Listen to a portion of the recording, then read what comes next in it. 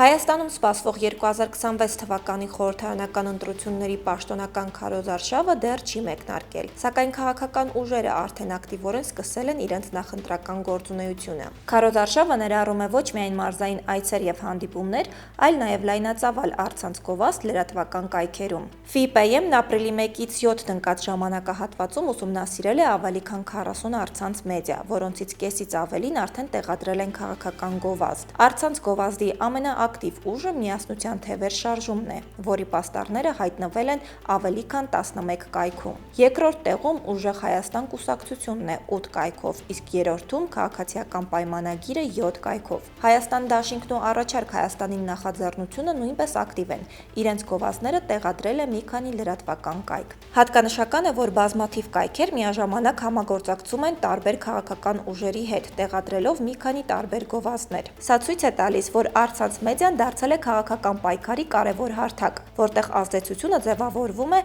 նաև կոմերցիոն համագործակցության միջոցով։